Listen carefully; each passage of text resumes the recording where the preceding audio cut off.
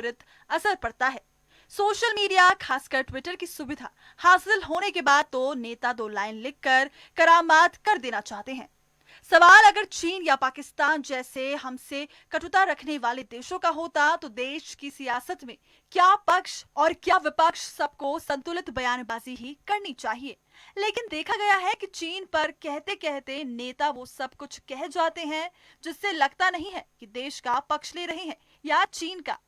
आज के संदर्भ में जिस तरह नेशनल कॉन्फ्रेंस के नेता फारूक अब्दुल्ला ने कहा कि उन्हें उम्मीद है कि चीन के समर्थन से फिर से जम्मू कश्मीर में अनुच्छेद 370 लागू किया जाएगा। भारत हमेशा जम्मू कश्मीर मामले को तीसरे देश की मध्यस्थता को नकारता रहा है और इस तरह की कोशिशों का उसने हमेशा पुरजोर विरोध किया है। ऐसे में फारूक अब्दुल्ला ये बयान देश की नीति के विपरीत और घातक है। सियासत अपनी जगह है, लेकिन ऐसे मामलों में इस बयानों से बचा जाना चाहिए। हाल के दिनों में चीन पर अगर सत्ता पक्ष से अलग अलग तरह की बयानबाजी हुई है तो प्रमुख विपक्षी पार्टी कांग्रेस ने भी चीन के मसले पर ऐसी बातों को तूल देने की कोशिश की है जो समय और परिस्थितियों के अनुकूल नहीं थी। जब जोश में ये कहा जाता है कि हमारी सत्ता होती तो चीन को 15 मिनट में सीमा से बाहर कर देते, क्या इन पंक्तियों का आशय ये नहीं है कि देश की सीमाओं में चीन की घुसपैठ कहीं ना कहीं ये संवेदनशील मसला है? पक्ष या विपक्ष के पास अगर जानकारियां भी है तो उसे सार्वजनिक तौर पर कहने की कई तरह की मर्यादाओं का ख्याल रखना पड़ता है। निश्चित ऐसी बयानबाजी केवल अपने कार्यकर्ताओं में जोश भरने के लिए कही जाती है और इस तरह की बयानबाजी से आक्रामक नेता की छवि को बनाने की कोशिश होती है। इसी तरह हाथरस या करौली का मसला हो, बयानों की बाढ़ सी आई है। उधर बॉलीवुड में सुशांत और उस बहाने उभरे ड्रग्स के मामले में नेताओं की उत्तेजना फैलाती टिप्पणियां सुनने को मिली। यहां तक कि शाहीन बाग का मामला हो, कोरोना जैसी महामारी, सियासत करने वाली पार्टियों के कई नेता अणगल बयान देते हैं। यूं तो बेतुके बोल अक्सर सुनाई देते हैं, लेकिन चुनावी मौसम में ऐसे बोल जहां तहां सुनाई देते हैं। बोल जरूरी हो लेकिन तथ्य के साथ हो, संयम के साथ हो। Desk report, network 10। और इसी पर हमारे साथ खास मेहमान सभी जुड़ चुके हैं। हमारे साथ डॉक्टर नीरज करण सिंह है, वरिष्ठ पत्रकार हैं। हमारे साथ एडवोकेट मनोज त्यागी हैं, प्रवक्ता हैं आपके। हमारे साथ डॉक्टर सुनील कौशिक है, राजनीतिक विश्लेषक हैं। हमारे साथ संदीप द्विवेदी जी हैं, प्रवक्ता हैं भारतीय जनता पार्टी के। और डॉक्टर प्रतिमा सिंह है, प्रवक्ता कांग्रेस। आप सभी का बहुत बहुत स्वागत है। सबसे पहले मैं डॉक्टर सुनील कौशिक आपके पास आना चाहूँगा, क्योंकि आप राजनीतिक विश्लेषक हैं और कम से कम जिस तरीके से हमारे राजनेताओं के बयान जो हैं वो आपके सामने हैं, लगातार जो स्तरहीनता है, मैं कहूँगा कि इस तरीके के बयान आप ये देखिए कि लगातार, कोई ऐसा नहीं है कि वो नासमझ लोग हैं या अनपढ़ हैं या उन्हें नहीं आता, सब कुछ समझदार हैं और अच्छे अच्छे पदों पर रह चुके हैं। ऐसे में इस तरीके के बयान देकर वो क्या दर्शाना चाहते हैं और उनकी मानसिकता क्या है, कैसे देखते हैं आप इन बयानों को और क्या कहना चाहेंगे? जी डॉक्टर सुनील कौशिक। नहीं, गोस्वामी जी बिल्कुल आप ठीक कह रहे हैं कि जितने पढ़े लिखे लोग, समझदार लोग हैं, वो ये सब जानते हैं बड़ा गहराई के साथ कि किस तरीके से जनता को मोटिवेट किया जा सकता है, जिस तरीके से वो टाइमलाइन से बाहर हो गए हैं मीडिया के से, किस तरीके से वो वापस आ सकते हैं। ये सब वो बड़ा सोच समझ के बयान ऐसे देते हैं। कभी कभी ऐसा लगता है कि भाववेश में आकर के आपने बयान दे दिया, जो बहुत कम, मुझे लगता है बहुत रेयर केसों में होता होगा, लेकिन अधिकतर नेताओं को मैंने देखा है कि बिल्कुल जानबूझकर उसका कितना प्रभाव मेरे बयान पे पड़ेगा, बयान के आधार पर जनता पे पड़ेगा, हो सकता है होने वाले चुनावों पे पड़ेगा, या जो मुद्दा गर्म पे उस पर कितना प्रभाव पड़ेगा, ये सब जानते हैं। और ये अभी से नहीं है, यदि आप इसको बहुत पीछे 2 दशक 3 दशक पीछे की बात करेंगे, जब काशीराम जी ने राजनीति स्टार्ट की, बहुजन समाज पार्टी का उदय हुआ, मैं कह सकता हूं कि 20 साल से मीडिया में हूं कि तब से बहुत ज्यादा ये स्थिति हुई। तब सबसे पहला आपने देखा होगा कि जूता मारो चार और ये सब तमाम चीजें स्टार्ट हुई, फिर श्री गणेश हैं और यही सब कुछ हैं, ये सब सारी चीजें वहां से चलना स्टार्ट हुई। और देखा कि जनता किस तरीके से भाववेश में आकर के अपने नेता को इतना महामंडित कर देती है कि वो जो कह रहा है वही सब सत्य है। और बीच में आपने देखा होगा 2019 और 14 के चुनाव में, 2014 की अपेक्षा 2019 के चुनाव में बहुत ही बड़े व्यवस्था जो लोकतंत्र पे हम भरोसा करते हैं इस चुनाव में देखने को बोला। किसी ने दुर्योधन कहा, किसी ने रावण कहा, किसी ने कुछ और कहा। और फिर उसके बाद आपने देखा होगा दिल्ली का जब चुनाव हुआ विधानसभा में, तब तो सारे दलों ने सीमाएं लांघी थी, चाहे कोई भी पार्टी हो, किसी भी पार्टी, प्रधानमंत्री तक को नहीं बख्शा, मुख्यमंत्रियों को तक नहीं बख्शा। और ऐसे ऐसे बयान आए जिससे जनता भी ये भ्रमित हो गई कि आखिर में राजनेता या पॉलिटिकल पार्टियां चाहती क्या हैं, किस मापदंड पे आगे वो चलना। लोगों की मानसिकता हो गई है कि कहीं ना कहीं दोस्त तो हमारे ही लोगों का है। डॉक्टर नीरज करण जी, आप तो वरिष्ठ पत्रकार हैं, सारी चीजें देखते आते हैं, इस तरीके के बयानों को किस तरीके से देखना चाहिए और इन पर क्या अंकुश लगाए जा सकते हैं?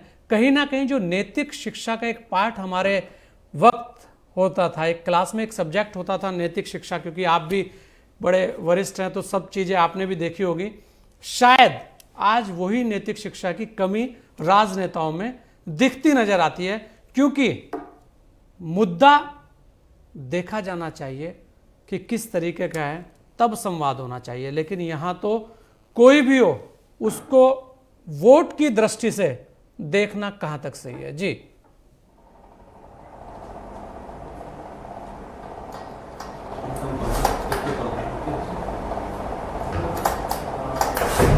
जी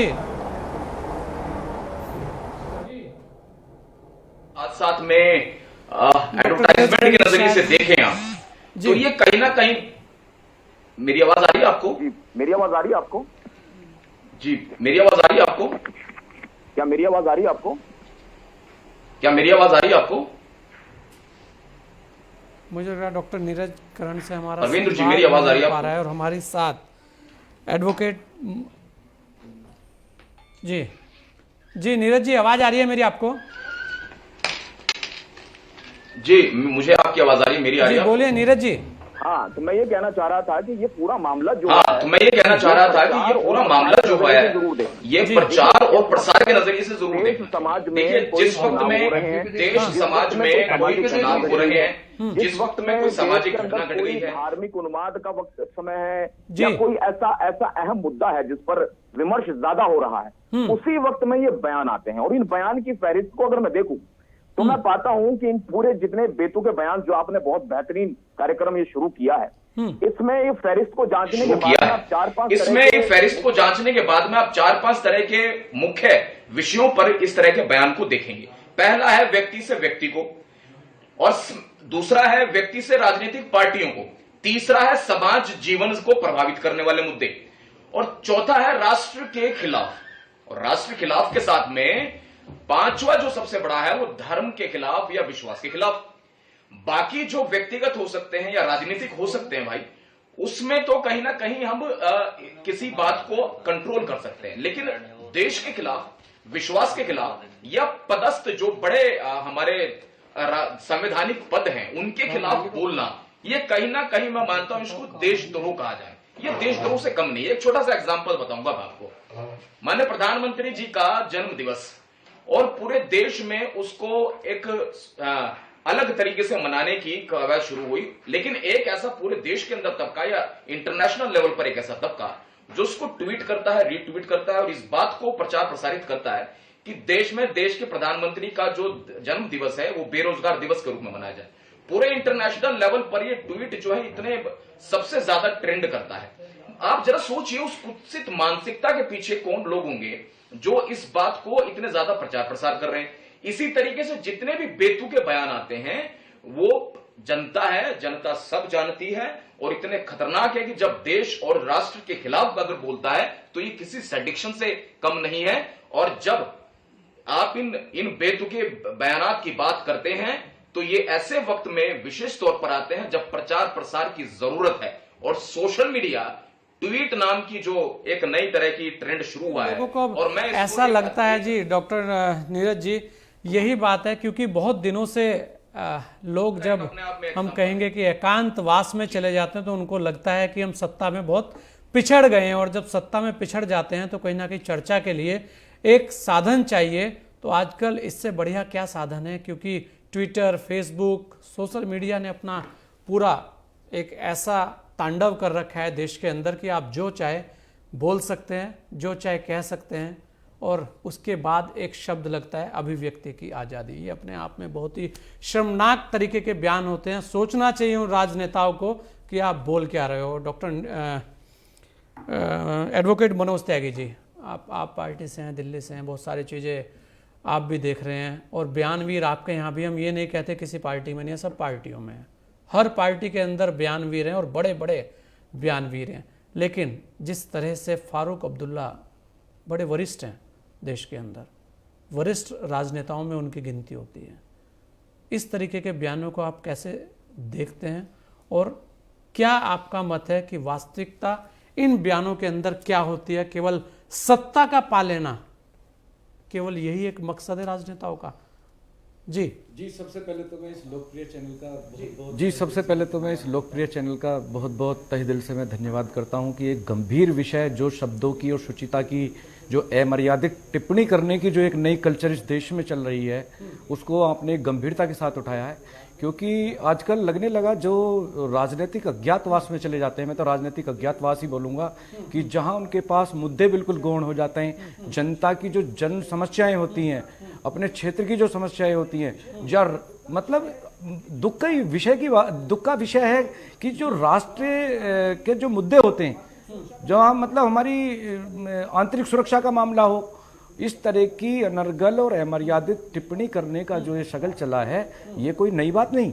मैं बात करता हूँ 90 के दशक में प्रदेश की पूर्व मुख्यमंत्री रही हैं, तो उस टाइम महात्मा गांधी जी के लिए एक अमर्यादित टिप्पणी का अपने समाचार पत्रों में खूब छपता था। पहले तो उसका छपा कि महात्मा गांधी को अमर्यादित टिप्पणी करने की कड़े शब्दों में निंदा। तमाम राजनीतिक दलों ने डेली यही विज्ञप्ति उसमें अखबारों में लगना, अमर्यादित टिप्पणी वो तथाकथित जो भी नेत्री थी उनके बारे में लिख के जी शब्दों की कड़े शब्दों में निंदा। तो मतलब एक निंदा प्रस्ताव के चलते चलते ही मतलब कि ऐसी ब्रांडिंग हो गई, तो एक सस्ती लोकप्रियता हासिल करने का जो ये देश के अंदर नया कल्चर शुरू हुआ है, हम तो इसकी बिल्कुल कड़े शब्दों में निंदा करते हैं। और शब्दों की जो मर्यादा है वो होनी चाहिए, और जो अमर्यादित इस तरह के अपशब्दों का इस्तेमाल करते हैं, उससे कहीं ना कहीं उनके संस्कारों का और उनकी राजनीतिक पार्टी किन सिद्धांतों पर चल रही है, तो ये सब इन चीज़ों से प्रदर्शित होता है। शिक्षा के पाठ की आवश्यकता अब महत्वपूर्ण हो गई है। और डॉक्टर प्रतिमा, आप तो उत्तराखंड से हैं, वहाँ भी हम कहेंगे बड़े बड़े बयानवीर रहे हैं, बहुत सारी चीज़ें आपने भी देखी होगी डॉक्टर प्रतिमा, और बहुत हम कहेंगे बड़ी एक नकारात्मकता है ये, क्योंकि राजनेता जो होते हैं वो एक मैसेज देते हैं, समाज उन्हें देखता है, उनके जो बोल हैं उनको फॉलो करता है, और वहाँ जब इस तरीके की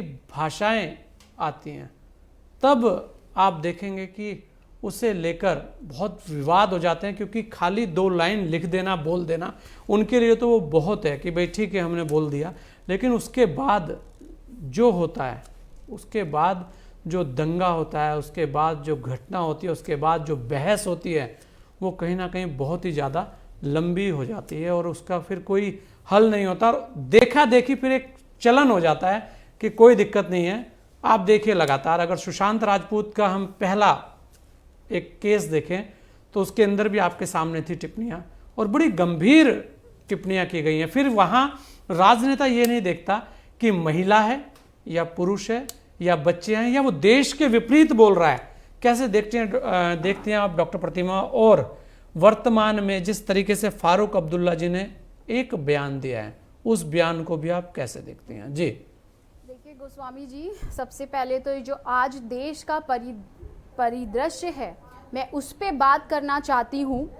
आपने बहुत सारे बयानों का जिक्र किया, बट आज जो देश में एक बहुत महत्वपूर्ण मुद्दा है, जो महिला सुरक्षा और महिला सशक्तिकरण से रिलेटेड है, उस पर जो हाथरस के मुद्दे पे कितने बेतुके बयान जो भाजपा के तथाकथित एमएलएज और बड़े नेताओं के द्वारा आए, वो आपने एक भी स्टेटमेंट नहीं उसको दिखाया, ना उसका जिक्र किया। और मुझे इसमें मैं कुछ नहीं कहना चाहती, मैं अपनी बात रखना चाहती हूँ। अभी आपके सामने जो बयान था वो उन्हीं का था, और हम बोल भी रहे हैं लगातार प्रतिमा जी कि चाहे बीजेपी हो या कांग्रेस हो, सपा हो, बसपा हो, आप हो, सबके यहाँ से ऐसी स्थितियां आती हैं और हम लगातार सभी लोगों को बस दिखाकर मैं चल रहे हैं। हमारे जी ठीक है, मैं अपनी बात रखती हूँ, मैं किसी पे यहाँ पे उंगली उठाने के लिए नहीं बैठी हूँ। देखिए, आज जिस तरीके से हाथरस के मुद्दे पर आपने खुद देखा कि सुरेंद्र जो श्रीवास्तव हैं, सुरेंद्र जो सिंह हैं, उनका जो स्टेटमेंट आया उस महिला के लिए, उनका स्टेटमेंट था कि उस महिला ने उन लड़कों को खुद खेत में बुलाया होगा, ठीक है, और क्योंकि उस महिला का उन लड़कों से अफेयर चल रहा था। ये किस तरीके की मानसिकता दर्शाती है समाज में कि मुझे ये समझ नहीं आ रहा कि एक तरफ तो भाजपा खुद बेटी बचाओ की बात करती है और आज जो स्थिति देश की चल रही है वहां तो मुझे लगता है कि ये जो बेटी बचाओ का जो नारा है ये एक चुनौती साबित हो गया है भाजपा के लिए। और उसकी वजह ये है कि भाजपा की जो मानसिकता है वो शुरू से महिला विरोधी ही रही है और इसके एक नहीं कई एग्जाम्पल मैं आपको दे सकती हूँ। देखिए, पहली बार जब आपको याद होगा उत्तर प्रदेश जो भाजपा के उपाध्यक्ष थे जिन्होंने बहन मायावती जी को वेश्या कहा था, मैं इस शब्द का यूज कर रही हूँ बट जब लोग कर रहे हैं तो उन्होंने मायावती जी को वेश्या कह के बुलाया था और वही भारतीय जनता पार्टी है जिसने इस जो घटना थी उस घटना को दलित बनाम ठाकुर का रूप दे दिया था और वो जो दयाशंकर थे उनकी पत्नी को टिकट देकर के मंत्री बना दिया। तो ये जो मानसिकता है ये भारतीय जनता पार्टी के, ये महिला विरोधी है। आपके जो सीएम है उत्तर प्रदेश के, उनका भी स्टेटमेंट ले लीजिए ना, उनका स्टेटमेंट विद उनकी फोटो एक न्यूज़पेपर में छपी। उन्होंने कहा कि women are not capable of setting free. What do you mean by this? आपको महिला इतनी केपेबल नहीं रखती है कि उसे फ्रीडम दी जाए या उसे अकेला छोड़ा जाए? इस तरीके की मानसिकता है डॉक्टर लोगों प्रतिमा जी, की। बिल्कुल आपकी बहुत सारी बातें सही हैं। कुछ बयानों पे अपने यहाँ वालों पे भी गौर डालेंगे आप, या हम आपको दिखाएं? मैं आपको बता रही हूँ, अब आप सुनिए। जी, जो आप बहुत सारे आपके यहाँ भी देखिए, और यहाँ बहुत पे सारे आप बीजेपी के देखिए, यहाँ मैं भी, यहाँ बहुत सारे पे, सपा के यहाँ भी, गोस्वामी बसपा जी- के यहाँ भी, हम तो कह रहे हैं बहुत सारे बयानवीर आपके यहाँ भी ऐसे ऐसे हैं। और हमारे यहाँ आप तब क्यों नहीं बोलते हम बोलते जब हैं। जब यहाँ पे रामपुर के अंदर जय पर्दा के ऊपर सवाल होते हैं तब नहीं आपको दिखता? गोस्वामी आपकी जी, पार्टी हमने के तो लोग तब भी रहते हैं बोला ना। था, उस स्टेटमेंट तब की आपने भी बोला भर्त्सना क्या? की थी हमने, उस स्टेटमेंट की भी भर्त्सना की कंगना थी। के ऊपर वो आपने यहाँ बोला पर क्या? कंगना? अच्छा ठीक है, कंगना ने आपको पता बताइए। है कंगना ने किसानों आप ही के की बारे में क्या पार्टी बोला? के साझेदार हैं बहुत सारे लोग। कंगना तो ने डॉक्टर किसानों प्रतिमा जी, के लिए जब क्या बात बोला? हो कंगना जब ने बात हो, किसानों हम के यही बारे कह में रहे हैं, क्या हमने बोला? जो बातें कही हैं ये कहा है कि आज की तारीख में जितने भी लोग हैं, जो भी राजनीतिक पार्टियों के लोग हैं, वो इस तरीके की बयानबाजी दे देते हैं कि जिनका सीधा सीधा असर जनता पर पड़ता है, और वो किसी एक पार्टी में नहीं है। हम नहीं, मैं फिर यहाँ पे- लगातार यही मैंने कह रहे ये नहीं हैं, बोला हमारा कि किसी एक भी पार्टी पार्टी से उसमें ये नहीं है मुझे कि हम कोई ऐसे बीजेपी के लोग नहीं कहते और कांग्रेस के कह रहे हैं, या ये हम किसी दल का नाम नहीं ले रहे हैं। हम कह रहे हैं सभी पार्टियों की जिम्मेदारी है कि वो नैतिक शिक्षा का पाठ पढ़ाएं, और अगर बोलना है तो सबके लिए डॉक्टर प्रतिमा जी बोलना चाहिए। वो सब हैं, ऐसा नहीं है कि कंगना के लिए तो आपकी राय अलग रहेगी, नहीं, बिल्कुल अलग नहीं रहेगी। बलरामपुर के लिए मेरा आपकी यहाँ राय पर अलग मैंने रहेगी, इसीलिए स्टार्टिंग हाथरस के में लिए बोला। आपकी राय अलग रहेगी, मैंने आपको उत्तराखंड के लिए स्टार्टिंग आपकी में राय बोला अलग कि रहेगी। मैं यहाँ पर बैठी हूँ ये और सारी आज चीजें के भी देश देखनी के चाहिए जी। परिप्रेक्ष्य में प्रतिमा बात जी, करूंगी। मैंने इसीलिए स्टार्टिंग स्टेटमेंट मैंने अपना दिया कि मैं ये देश का जो प्रेजेंट स्थिति आज है, और स्पेशली क्योंकि आज हर जगह सिर्फ और सिर्फ महिला सशक्तिकरण और महिला सुरक्षा का मुद्दा अहम रखता है, अहमियत आज की देश में आज के टाइम में रखता है, क्योंकि कल international day for women child girl child था, आपको भी ये बात पता है। तो आज जिस तरीके से महिलाओं के लिए भी इस तरीके की बयानबाजी होती है, मैं उस पे बात करूंगी, ये मैंने आपको स्टेटमेंट में बोल दिया। अब आप बताइए जी, ना, बिल्कुल उसी क्या पे ये कीजिए जी। स्टेटमेंट एक बात सुनिए, एक भारतीय जनता पार्टी का जो एमएलए है उसका ये स्टेटमेंट कि जो महिलाओं को संस्कार नहीं मिलते हैं घर से, इसलिए वो अपनी संस्कृति को भूलती हैं और इसलिए वो रेप का शिकार होती हैं। ये कौन सी मानसिकता है भाई? ये किस बिल्कुल मानसिकता उसी लिए में तो हम भी जी यहाँ रहे डिबेट कर रहे हैं कि और इस तरीके के देखिए, बयान आ रहे हैं। उस पे क्या जी। एक्शन लिया योगी आदित्यनाथ ने? उस पे क्या एक्शन लिया? या मोदी जी ने? ऐसी स्टेटमेंट पे कोई एक्शन तो छोड़िए, ऐसी स्टेटमेंट देने वालों को आप मंत्री बना रहे हैं। आपके खुद के मुख्यमंत्री महिलाओं के लिए इस तरीके की बातें करते हैं, ऐसे शब्दों का प्रयोग करते हैं। यही वजह है कि जो हाथरस में जो इशू हुआ, जो केस हुआ, उसको डिफरेंट डायरेक्शन देने की डॉक्टर कोशिश करती। प्रतिमा जी, फिर मैं कहूंगा राजस्थान में क्या बात की गई? अच्छा राजस्थान का मुद्दा क्या है? उस पे भी आप थोड़ा मुझे सा यही बताइए। संज्ञान मैंने ले लें कई आप। लोगों से ये पूछा, कई जब बातें पत्रकारों होती से। हैं तो बहुत सारी बिल्कुल। चीजें हैं प्रतिमा जी, बहुत कई सारी चीजें हैं, पत्रकारों से मैंने और ये कहीं ना पूछा, कहीं आप अगर करौली इस के तरीके मुद्दे की की बातों बात में कर हम रहे हैं। फिर पार्टी, मेरी पार्टी ऐसा कह रही है और उसकी पार्टी ये कह रही है, तो तब इन चीजों को और बढ़ावा मिलता है। कहीं ना कहीं हमें ऐसे लोगों की, चाहे वो किसी भी पार्टी में हो, किसी भी दल में हो, उन्हें कोई छूट नहीं है कि वो हमारे किसी भी प्रकार की भावनाओं से खेलें। संदीप द्विवेदी भी हमारे साथ हैं, भाजपा प्रवक्ता है। संदीप, बहुत सारी चीजें आप भी सुनते आ रहे हैं, बहुत सारी चीजें देख भी रहे हैं, ऐसा नहीं है, फिर आपके लिए भी हम यही कह रहे हैं कि चाहे भाजपा हो और चाहे कांग्रेस हो, इस तरीके के बयान आना बहुत ही, हम कहेंगे, गलत है। लेकिन उसके बाद कार्रवाई ना होना, ये उससे भी बड़ी गलती है। जो वरिष्ठ राजनेता हैं उन्हें कहीं ना कहीं उसको संज्ञान में लेकर कार्रवाई करनी चाहिए। और फारूक अब्दुल्ला के बयान को आप कैसे देखते हैं? क्योंकि डॉक्टर प्रतिमा तो फारूक अब्दुल्ला के नाम पर एकदम चुप्पी साध गई। जी संदीप। देखिए, पहली चीज तो मैं बता दूं कि नो डाउट हर पार्टी में बयान बहादुर हैं, और कई बार वो ऐसी गलतियां करते हैं कि उनके बयान कोई भी पार्टी स्वीकार नहीं कर सकती। भारतीय जनता पार्टी में भी ऐसे बयान बहादुर थे, लेकिन पार्टी ने उनके ऊपर एक्शन लिया, और पिछले एक दौर से देखेंगे किसी भी तरह की कोई गलतबाजी, किसी भी बयानबाजी किसी भी पार्टी के पदाधिकारी ने नहीं की। प्रतिमा जी कहने को तो इतने बड़े बड़े तीर मार रही थी, अब मैं बयान वो याद नहीं दिलाना चाहूंगा जो इनके बड़े बड़े मंत्रियों ने कुर्सी पर बैठ के दिए थे, चाहे वो बीवी पुरानी जैसे शब्द हो, या और भी कई बयान हैं। मैं उस गर्मा के उस स्तर तक नहीं गिरना चाहूंगा कि मैं उन बयानों को अपने मुंह से कहूं। रही बात जहां तक फारूक अब्दुल्ला जी के बयान की, तो पूरा देश जानता है कि फारूक अब्दुल्ला जी आप खुद ही किनके टीवी इशारों पे पे बैठ नाचते के एक हैं और महिला किनकी के लिए फंडिंग पे ऐसे पलते शब्दों का हैं। प्रयोग कर ये रहे हो, बयान गोस्वामी फारूक जी अब्दुल्ला सुन जी रहे का हैं। नहीं है, ये बयान उन आकाओं का है जो फारूक अब्दुल्ला जी की राजनीति के लिए फंडिंग करते हैं। ये बयान उन आकाओं का है जो तुष्टीकरण की राजनीति के लिए, भारत में आग लगाने के लिए फारूक अब्दुल्ला जैसे नेताओं को पैसा देते हैं, और जिन्हें कांग्रेस जैसी पार्टियां संरक्षण देती हैं। हमारे परिवार में हो सकता है वाद विवाद चल जाए, लेकिन देश की गरिमा के साथ अगर कोई खिलवाड़ करेगा तो भारतीय जनता पार्टी किसी भी तरीके से उस बयान को बर्दाश्त नहीं करेगी।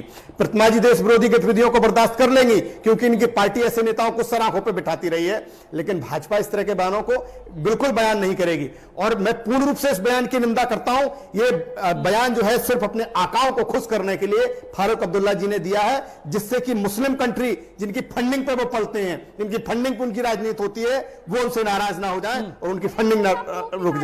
जिस तरीके से 370 पारित हटने के बाद चाहे कांग्रेस हो और चाहे मुस्लिम तुष्टीकरण की राजनीति करने वाले जो कट्टरपंथियों की उंगलियों पर नाचने वाले नेता हैं, जितनी भी पार्टियां हैं, सपा, बसपा, कांग्रेस, वामपंथी और फारूक अब्दुल्ला जैसे लोग, ये सिर्फ और सिर्फ उन आकाओं को खुश करने के लिए बयान बहादुर बन रहे हैं, इसके अलावा कुछ नहीं है। और ऐसे बयान इनको और गर्त में ले जाने वाले हैं। इस देश की जनता कश्मीर से लेकर कन्याकुमारी तक इस देश के विरोध में एक शब्द नहीं सुनेगी, और फारूक अब्दुल्ला का यह बयान उनके ऊपर बहुत भारी पड़ेगा। मुझे गोस्वामी जी 30 सेकंड दीजिए, मुझे जरा बातों का जवाब बिल्कुल देना है कि भारी पड़ेगा, लेकिन बहुत सारी चीज़ें हैं संदीप जी। जिस तरह से हाथरस और करौली की जो घटनाएं हुई उन्हें लेकर तो बयानवीर मैदान में है, पूरे ज़बरदस्त तरीके से मैदान में। तो सियासत को कैसे देखते हैं? और आपके यहाँ से भी हैं बहुत सारे लोग, ऐसा नहीं है कि वो आपके यहाँ से नहीं है। तो कहीं ना कहीं संवेदनशीलता जो है नहीं, देखिए, वो खत्म होती जा रही है, या फिर जो हाई कमान जिसे कहा जाता है, वो हाई कमान कांग्रेस और बीजेपी दोनों में, उनका जो डंडा है, उनका जो हम कहेंगे एक सख्त संदेश होना चाहिए, उसमें कमी दिखती है। संदीप। नहीं, देखिए, आपकी बात बिल्कुल सही है। 2014 में सरकार बनने के बाद काफी ऐसे बयान आए थे जो पार्टी ने स्वीकार नहीं किए और नेताओं पर नकेल कसी। आज भारतीय जनता पार्टी का एक भी नेता किसी भी तरीके से, चाहे महिलाओं की बात हो, चाहे देश की बात हो या समाज की बात हो, किसी भी तरीके से आपको गलत टिप्पणी करता हो नहीं दिखेगा।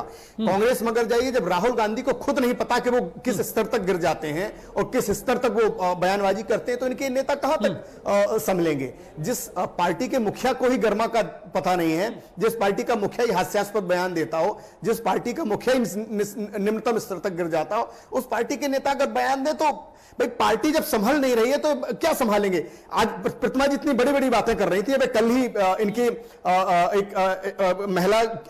महिला कार्यकर्ता को कितनी बुरी तरीके से पीटा गया कार्यालय के अंदर। 12-15 पुरुषों ने एक महिलाओं के साथ कितनी बुरी तरीके से हाथापाई की। इनसे उसकी निंदा नहीं की जाएगी। क्यों? क्योंकि उसकी निंदा करेंगी तो पार्टी खुद कटघरे में खड़ी हो जाएगी। लेकिन उन्हें भारतीय जनता पार्टी के नेताओं की चिंता है। प्रतिमा जी, आप अपनी पार्टी के नेताओं को संभालिए, हम अपनी पार्टी के नेताओं को संभालने की गारंटी दे सकते हैं और हमने करके दिखाया है सरकार में आने के बाद। आपका असली चेहरा है वो दिखाने की कोशिश कर रहे हैं, लेकिन ये आप निंदा करेंगे। कल यूपी में जो आपकी महिला कार्यकर्ता के साथ आपके कार्यकर्ताओं ने किया है, उसने यही तो आवाज उठाई थी कि एक बलात्कारी को टिकट दिया है और आपने उसी को फेल दिया। आपने उसी के साथ मारपीट कर दी, आपने उसी के साथ हाथापाई कर दी और बयान की 5 करोड़ की गर्लफ्रेंड पीछे इमरान जी के बयान या शशि थरूर जी के बयान या किन किन नेताओं के आपके बयान गिनाओ। महिलाओं को खिलौना समझने वाली पार्टी, बिल्कुल जिस तरीके की बातें हो रही हैं, कहीं ना कहीं मैं कहूंगा कि जिस तरीके की बातें हो रही हैं, यही सब चीजें ऐसी हैं कि जो हमें ये दर्शाती है कि आज स्तर क्या हो गया है। डिबेट करने के लिए हम बैठे हैं। प्रतिमा जी, डॉक्टर और संदीप जी, सुनिए, चर्चा करने के लिए होती है, लड़ने के लिए नहीं होती। लड़ने के लिए और बहुत सारे मंच हैं। हम चाहते हैं कि चर्चा हो और चर्चा से कुछ चीजें सामने आए। जाइएगा नहीं, लेते हैं एक छोटा सा ब्रेक, जल्द लौटेंगे आपके बीच।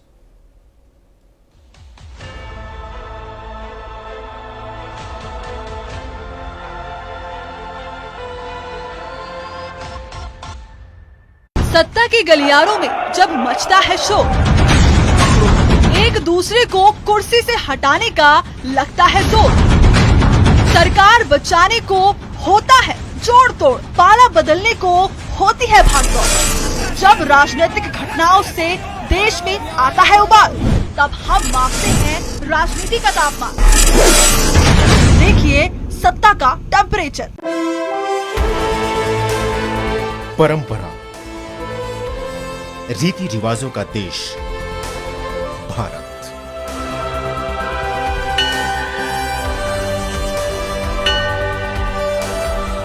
खेत खलिहानों का देश भारत।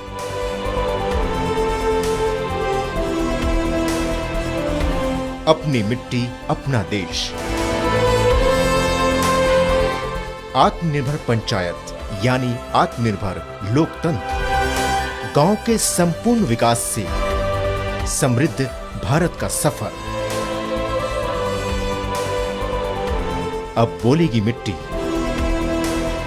सुनेगा देश। देखिए ग्रामीण भारत सिर्फ नेटवर्क 10 पर।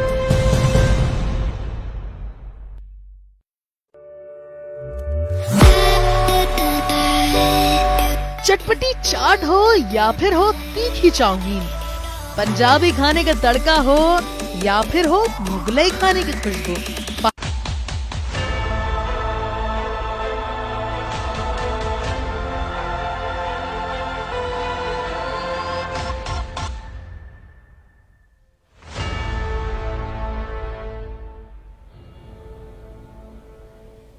ब्रेक के बाद आपका स्वागत है। आज हम बात कर रहे हैं सियासत में बेतुके बयानों की, और जिस तरीके से बयानों की बाढ़ सी आ गई है। और कोई भी पार्टी हो, लेकिन जब बयानों के बाद कार्रवाई की बात होती है तो तब भी कोई भी पार्टी या उनके वरिष्ठ नेता जाकर कोर्ट के अंदर या कहीं पे भी, हम कहेंगे और जगह तो छोड़ दीजिए, वो थाने में जाकर भी रिपोर्ट लिखवाने की कोशिश तक नहीं करते। लेकिन अगर कहीं बड़ा मुद्दा और वहाँ से लगता है कि यहाँ से हमारी राजनीति चमक सकती है, तो वो हाई कोर्ट से लेकर सुप्रीम कोर्ट के दरवाजे तक खटखटाने से भी पीछे नहीं हटते। इन्हीं सब बातों पर आज हमारे साथ सभी खास मेहमान जुड़े हुए हैं। सुनील जी, अगर आप देखें, लगातार सभी पार्टियों के अंदर इस तरीके के बयानबाजी सामने आती रही है, हर तरफ से आती हैं, लेकिन उसके बाद भी जब कार्रवाई की बात होती है तो कार्रवाई किस स्तर पर होनी चाहिए? कार्रवाई दो तरीके की होती है, या तो सत्ता कार्रवाई करे, जो सत्ता के अंदर बैठे लोग हैं, और अगर उसी का आदमी है तो उनका हाईकमान कार्रवाई करे। लेकिन किसी भी पार्टी में जो कार्रवाई होनी चाहिए, कार्रवाई की जगह प्रमोशन ज़्यादा दिखता है, और उसका सीधा सीधा उदाहरण आप देखेंगे महाराष्ट्र के अंदर है।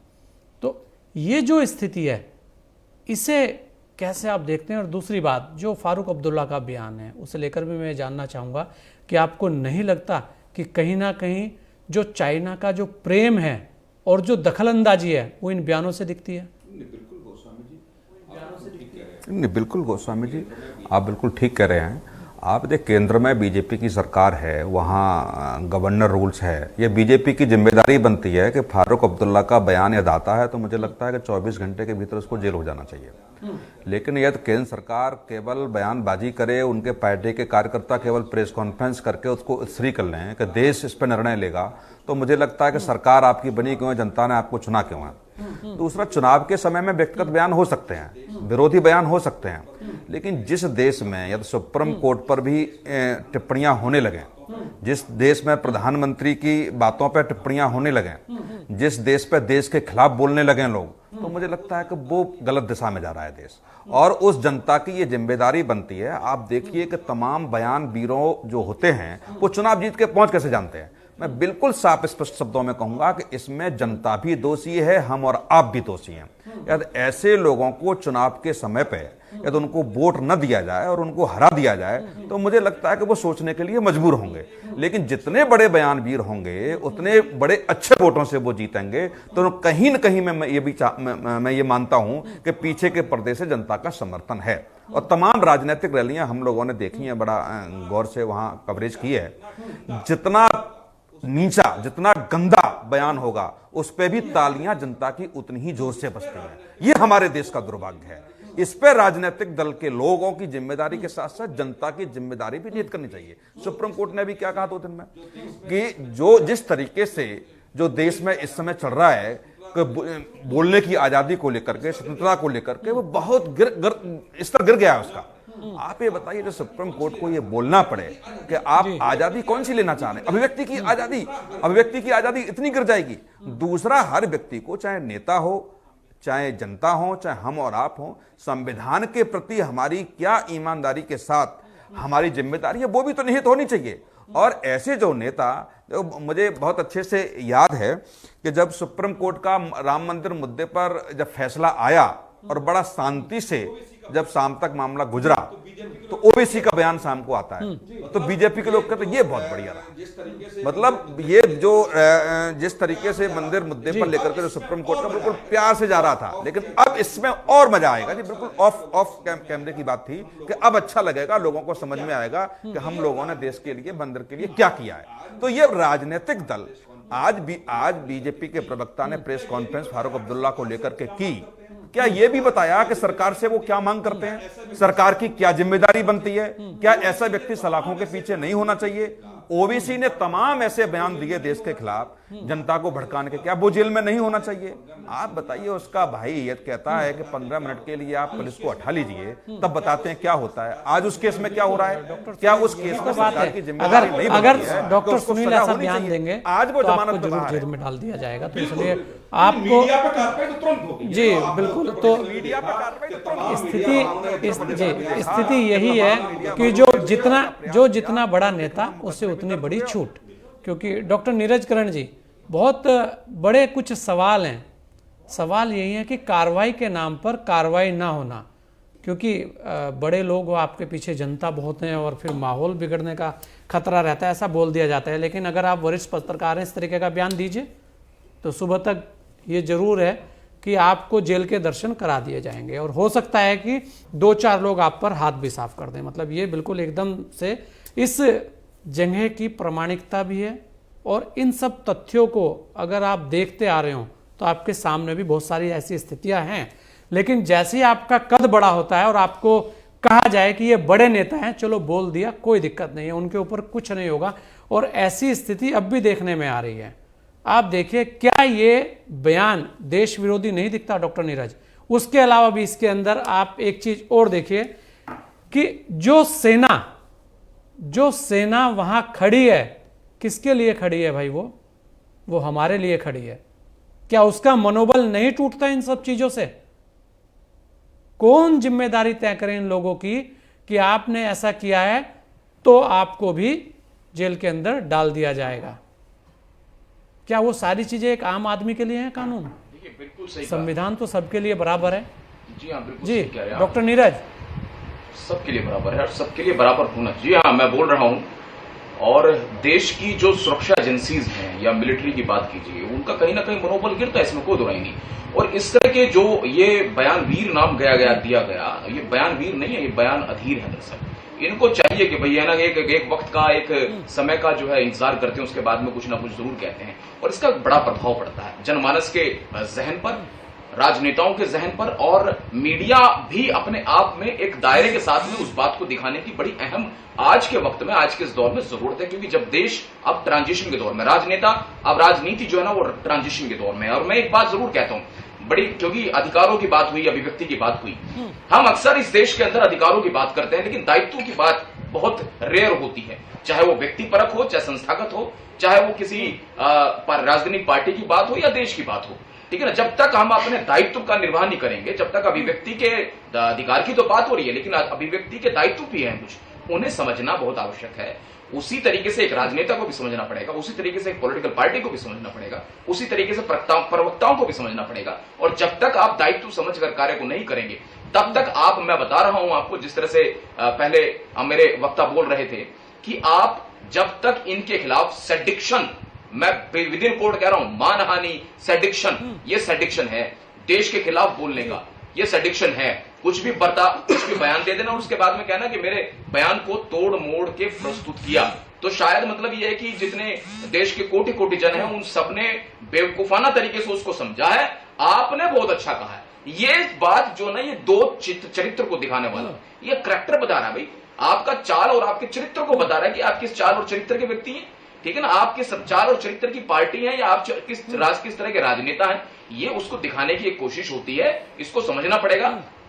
भारत के देश के कोटि कोटि जन को, भारत के देश के पत्रकारों को, हम सबको, राजनेताओं को समझना पड़ेगा। इतने जितने भी इस तरह के ये बयान अधीर हैं, ये वीर नहीं है, ये अधीर है। वीर तो वीर होते हैं भाई, ये अधीर हैं। इनको कोशिश है कि भी कोई ना कोई ऐसी बात हो, उसके बाद में अपना बयान दे, बयान देने के बाद में उसके बाद में अपना नंबर बढ़ाएं, ठीक है ना। ये राजनेताओं के, ये पार्टियों में भी जाकर कहते हैं कि देखिए इस बात पर देखिए कितने लाइक्स मिले, इस बात पर कितने ट्वीट्स मिले, ठीक है। चाहे वो देश के खिलाफ हो, समाज जीवन के खिलाफ हो, व्यक्ति विशेष के खिलाफ हो, संस्था के खिलाफ हो। और जब देश की बात आती है तो देश से बड़ा ना तो कोई पार्टी हो सकती है, ना कोई व्यक्ति हो सकता है, और ना ही कोई नेता हो सकता है। देश सबसे बड़ा है। जी बिल्कुल, देश सबसे बड़ा है और सभी के लिए देश सबसे बड़ा है। ये जरूर है कि उसी देश के अंदर इस तरीके की बात होती है जहां हम रहते हैं, जो हमारा पेट पालता है, जो हमें छत देता है, जो हमें ये कहता है कि आप मेरे बच्चे हो, और उसी देश के खिलाफ हम इस तरीके की बयानबाजी जब करते हैं तो हमें कहीं ना कहीं सोचना भी होगा। शर्मिंदा तो आप क्या होंगे, क्योंकि शर्मिंदा होने की स्थिति से तो आप बहुत ज़्यादा ऊपर आ चुके हैं। संदीप, कार्रवाई कब, इस तरीके के लोगों के ऊपर कार्रवाई कब, क्योंकि सत्ता में आप हैं और जिस तरीके से लगातार इस तरीके की बातें होती हैं, तो कहीं ये तो नहीं क्योंकि आपके यहाँ से भी लोग इस तरीके के बयान दे देते हैं, इसलिए अगर एक के ऊपर कार्रवाई होगी तो कहीं आपको अपने यहाँ पे भी लोगों के ऊपर कार्रवाई करनी पड़ सकती है। तो ये सबसे बड़ा एक इसमें बड़ी एक बात है कि कार्रवाई कब, आखिर कब तक ये सब चीजें सुनी जा सकती हैं। भाई देश के अंदर और भी सब लोग रह रहे हैं, या तो फिर सबको छूट दे दी जाए कि बोलिए जिसे जो बोलना है, आजादी है सबको, क्योंकि वो अभिव्यक्ति की आजादी जो बोली जाती है ना वो सभी की है, फिर तो सभी बोलें, जिसे जो बोलना है बोलता रहे, फिर हटा दीजिए पुलिस को भी, सेना को भी, सबको फिर तो जो है चलने दीजिए। जी संदीप। बिल्कुल मैं आपकी बात से सहमत हूं कि राइट टू फ्रीडम की तो सब बात करते हैं, लेकिन क्या फंडामेंटल ड्यूटीज की बात करते हैं? फंडामेंटल राइट्स तो आज सबको चाहिए, जितने वामपंथी, समाजवादी और ये वादी और वो वादी सब कहते हैं कि हमारे फंडामेंटल राइट हमें दीजिए, लेकिन क्या इन्होंने ये कहा है कि हम फंडामेंटल ड्यूटीज को ओबे करते हैं या ड्यूटी को ओबे करेंगे? जब फंडामेंटल ड्यूटी की बात आएगी तो ये भारत माता की जय भी नहीं बोलेंगे, जय हिंद बोलने में भी इनके पेट में दर्द है, वंदे मातरम गाने में भी इनके पेट में दर्द है। और फारूक अब्दुल्ला का ये बयान क्यों आया, इसके पीछे आपको नेक्सस समझना पड़ेगा। जिस तरीके से अभी रिसेंट सत्र में और पार्लियामेंट में जितने भी विदेशी फंडिंग को लेके कानून थे उनमें बड़े तौर पर बदलाव किए गए, चाहे वो एफसीआरए की फंडिंग हो, चाहे वो एटीजी 12 को लेके प्रोविजंस हो या अदर प्रोविजंस हो, उन सबसे ये बौखलाए गए हैं, क्योंकि इनको पता है कि सरकार ने जो क्योंकि इन्हें पता है कि सरकार ने इनकी दलाली के जो चांसेस थे, जो इनकी फंडिंग के आने के रास्ते थे, जहां से इन्हें फंडिंग मिलती थी, वो सब सरकार ने बंद कर दिया। और इसी बौखलाहट में ये इस तरह के बयान दे रहे हैं। अभी तो फारूक अब्दुल्ला का बयान आया और सरकार इसको सीरियसली ऑब्जर्व कर रही है। सरकार ऐसा नहीं कि फारूक अब्दुल्ला या कोई भी व्यक्ति जो देशद्रोही बयान देगा उनको छोड़ देगी। ये वही सरकार है। कश्मीर में अगर आप देखिए AK-47 लोग इस देश के खिलाफ उठाते थे, लेकिन इस सरकार ने, अमित शाह जी और मोदी जी ने उन लोगों के बीच में जाके उन्हें AK-47 थमाई, लेकिन इस देश के खिलाफ आवाज उठाने वालों के लिए आज वो बॉर्डर पर खड़े होकर दुश्मनों से लड़ते हैं, ना कि इस देश के दुश्मन बनकर तैयार होते हैं। तो आपको नेक्सस समझना पड़ेगा। जिन जिन की फंडिंग बंद हुई है वो हाथरस में भी अपना हाथ आजमाएंगे। राजीव गांधी फाउंडेशन का भी बीच में नाम आएगा, और अभी फारूक अब्दुल्ला के और भी बहुत सारे अब्दुल्ला और खान जो कट्टरपंथियों और विदेशी फंडिंग के सहारों पर पलते हैं, वो इस तरह के बयान देंगे। लेकिन घबराने की जरूरत नहीं है। इंजेक्शन बिल्कुल सही जगह लगा है, और ये इंजेक्शन ऐसे देशद्रोहियों को रास्ते पर ला देगा। ये जो बुझे हुए बल्ब हैं, ये और थोड़े दिन फड़फड़ा ले, लेकिन इस देश की जनता इन सबको सबक सिखाना जानती है और सिखा देगी। संदीप जी कब तक जाएंगे? जी बिल्कुल संदीप जी, यही एक बात है कि आखिर कार्रवाई कब, कहीं से तो शुरुआत की जाए। चलो यहीं से एक शुरुआत की जाए। संदीप दुबे नेटवर्क 10 पे बताएं, घोषणा करें। संदीप दुबे नेटवर्क 10 पे बताएं, घोषणा करें। देखिए, कार्रवाई को लेकर मैं आपको एक चीज बता दूं कि अगर सरकार एग्रेसिवली और बहुत स्पीड से एक्शन लेती तो आधा कश्मीर जेल के अंदर होता। लेकिन सरकार ने उन्हीं कश्मीर के लोगों का दिल जीत के उन्हें देश के हित में खड़ा किया, और आज वो देश के लिए मर मिटने के लिए तैयार है। जी बिल्कुल, मैं वही आऊंगा। डॉक्टर प्रतिमा, अगर देखें लगातार डॉक्टर प्रतिमा, बिल्कुल डॉक्टर प्रतिमा, अगर आप देखें बहुत सारी चीजें सामने, हम फिर कहेंगे कि कोई भी व्यक्ति हो, उसे ये कहीं से भी आज़ादी नहीं है कि वो देश विरोधी गतिविधियों में शामिल हो और देश विरोधी बातें कहें। ऐसे में कुछ लोगों का जो 370 वाला प्रेम है वो जाता नहीं दिख रहा। उसके लिए वो चाइना तक को अपने साथ लाकर खड़े करने के लिए तैयार हैं, उसकी बात करने के लिए तैयार हैं। डॉक्टर प्रतिमा, क्या कहना चाहेंगे आप, और ऐसे लोगों के लिए क्या होना चाहिए? और सभी के लिए, देखिए अब आप ये मत बोलिएगा डॉक्टर प्रतिमा कि हमने ये नहीं बोला कि आप एक ही जगह वार कर रहे हैं। जी बोलिए डॉक्टर प्रतिमा। यहाँ पर बहुत देर से बहुत सारी बातें हो रही है। सेना की भी बात यहाँ पे आई कि ऐसी उससे सेना का मनोबल बढ़ता है। कांग्रेस पार्टी सदैव जो है सेना का सम्मान करती है, अपने शूरों की शूरवीरता पर कभी भी संदेह का एक पॉइंट भी नहीं किया होगा कांग्रेस पार्टी ने। क्या प्रधानमंत्री के उस बयान से सेना का अपमान नहीं हुआ था, जब हमारे 18 से 20 सैनिक बॉर्डर पे चीन के साथ लड़ते लड़ते शहीद हो गए थे, और हमारे प्रधानमंत्री जी ने सब पार्टी की मीटिंग्स थी, उसमें ये बोल दिया कि सेना ना ही चीन से कोई घुसा है हमारे बॉर्डर पे और ना ही किसी की शहादत हुई है।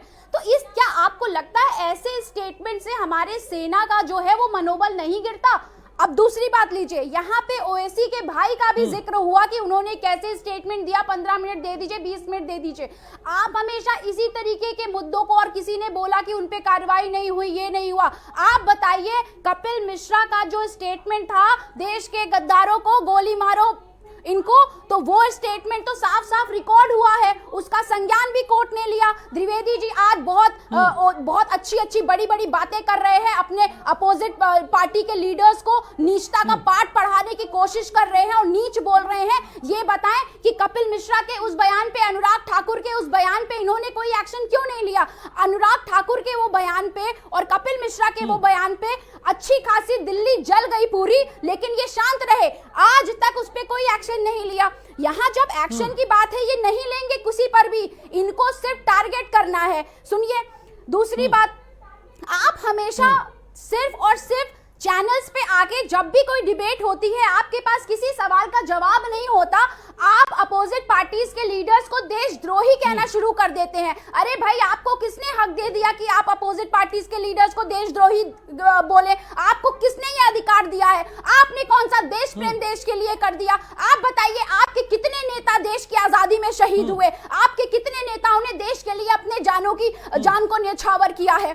ठीक है, दूसरी महत्वपूर्ण बात, ये बार बार बोल रहे हैं, एक मिनट, तो फारूक गोस्वामी बिल्कुल, फारूक अब्दुल्ला पे भी तो कुछ बोलिए, वही हम कह रहे हैं। अरे भाई, बहुत उसी पे आ सारी रही हूँ। चीजें हैं, बहुत सारी बातें हैं, आप वहां तो आइए।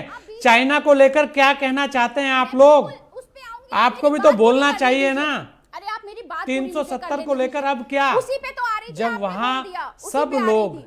हैं, जैसा कि सारी चीजें फारूक हुई हैं, अब्दुल्ला जी का स्टेटमेंट कुछ तो बोलिए जी। वहां भी आइए, बातों को आप बहुत जगह लेके जा रहे हैं, लेकिन जो मुख्य बात है उस पर भी तो आइए जी। डॉक्टर प्रतिमा, अब सुनिए, फारूक अब्दुल्ला जी का जो स्टेटमेंट है 370 के मुद्दे पर, उसकी हम कठोर शब्दों में निंदा करते हैं और जो भी पार्टी आला कमान डिसाइड करेगी उनके अगेंस्ट एक्शन लिया जाएगा। मैं तो इस मंच पे बैठ के ये भी बोल रही हूँ, लेकिन द्विवेदी जी की तो हिम्मत नहीं हुई बोलने की कि उनके बीजेपी के उत्तर प्रदेश के नेताओं ने महिलाओं का जो अपमान किया है उस पे वो एक्शन उन्होंने आज 10 दिन हो गए क्यों नहीं लिया। दूसरी महत्वपूर्ण बात, द्विवेदी जी बहुत देर से ये बात कर रहे हैं, इन लोगों की ये आदत है। आपने फारूक अब्दुल्ला के मैटर को, आपने ओवैसी के मैटर को, आपने हाथरस के मैटर को इंटरनेशनल फंडिंग और इंटरनेशनल साजिश से जोड़ दिया। अरे भाई, आप सत्ता में बैठे हैं, करवाइए ना जांच करवाइए इनके अगेंस्ट। अगर हाथरस का मुद्दा इंटरनेशनल फंडिंग से जुड़ा है और इंटरनेशनल साजिश है, किसकी साजिश है? ऐसा कौन सा इंटरनेशनल दुश्मन बना है आपका जो आपके घर में आग लगाने की कोशिश कर रहा है? अरे भाई, आप तो उन लोगों में से हैं भाजपा जो अपने कृत्यों को छुपाने के लिए और अपनी जान बचाने के लिए देश जैसे आशियाने को भी जलाने से बाज नहीं आएंगे। तो आप सत्ता में बैठ के इस तरीके की बातें सिर्फ कर रहे हैं। आप जांच बैठाइए, और अगर फारूक अब्दुल्ला के इस स्टेटमेंट के पीछे कोई भी फॉरेन एजेंसी या फॉरेन फंडिंग हुई और हाथरस के स्टेटमेंट के पीछे, हाथरस की इशू के पीछे कोई भी फॉरेन फंडिंग या स्टेटमेंट हुई, तो आप कार्रवाई करिए ना। मैं बैठ के आपसे बोलती हूँ डॉक्टर प्रतिमा सिंह कि मैं आपके सपोर्ट में खड़ी हो जाऊंगी। आप कार्रवाई सारी चीजें जांच वो जांच के ऊपर सवाल डॉक्टर प्रतिमा जी लगातार उठा रहे हैं, हर चीज की जांच पे सवाल है। और अगर मैं बात करूं मनोज त्यागी जी, आप तो सारी चीज़ें देख रहे हैं, सारी चीज़ें सुन रहे हैं, हर किसी की बातें महिला सुरक्षा की तरफ जा रही हैं। मैं एक चीज़ कहूँगा, दिल्ली हो या यूपी हो या राजस्थान हो या महाराष्ट्र हो, क्या कोई ये गारंटी ले सकता है कि हमारे यहाँ 100% सब व्यवस्थाएं दुरुस्त हैं? कोई नहीं ले सकता। हर जगह ऐसी स्थितियाँ हैं। इसे सही करने के लिए तो हमें कहीं ना कहीं जो मानसिकता है उसे पढ़ना पड़ेगा, और मानसिकता कैसे सही होगी उसके लिए तो काम कौन करें, क्योंकि सुनील जी भी हैं, सभी लोग बोल रहे हैं, हमारे नीरज जी ने भी बोला कि बहुत सारी बातें हैं, लेकिन बात कहाँ रुकती है आकर राजनीति और राजनेताओं के ऊपर।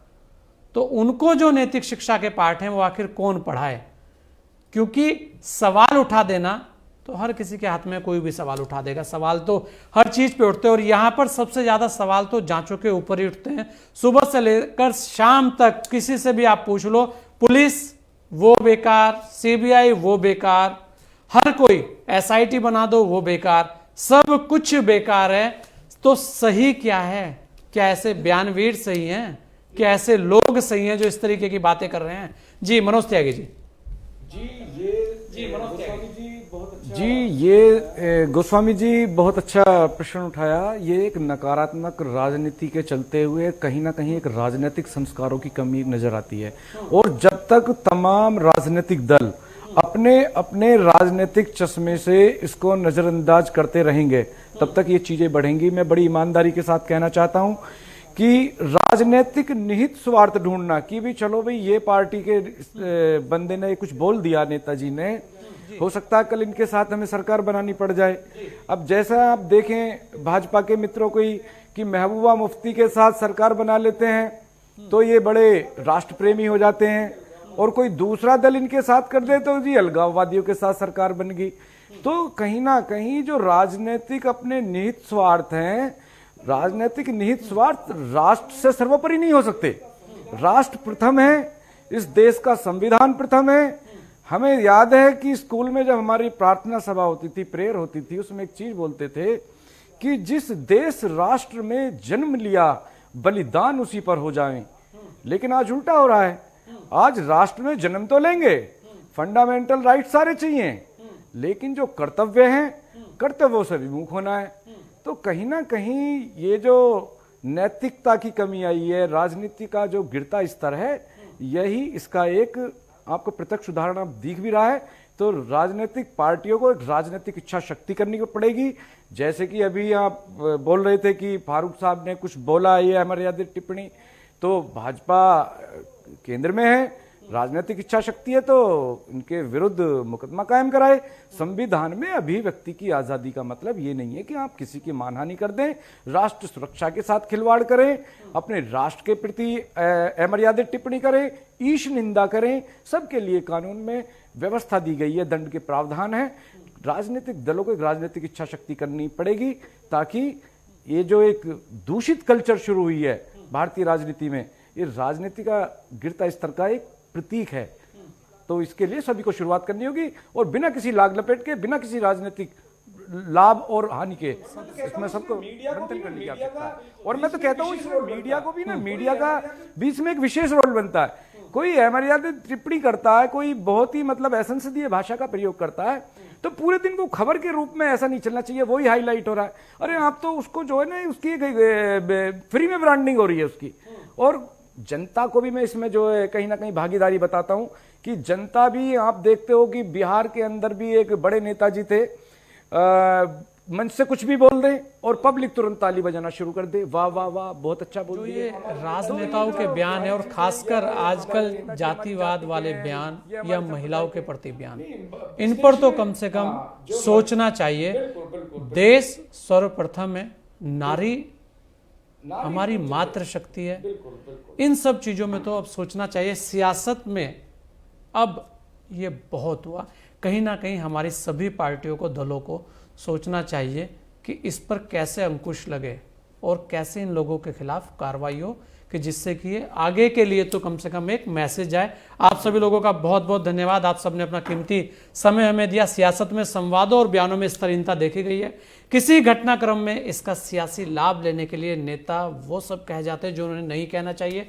भ्रमित करते बयान समाज में कई उत्तेजना फैलाते हैं। सियासी पार्टियों को समझना चाहिए कि बेशक सियासत में सब जायज है, लेकिन कहीं फिर भी कुछ ऐसे दायरे हैं जिनका पालन होना चाहिए। आज इस चर्चा एक खास में इतना ही। दीजिए मुझे इजाजत। जय हिंद।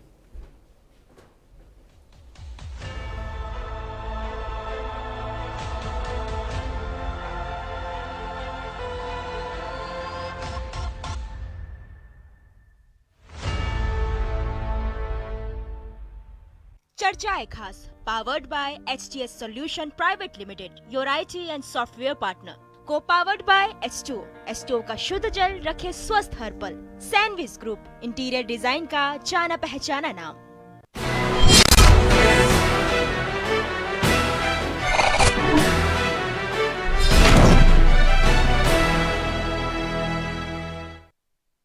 दुनिया का हर नगर महानगर शाम तक की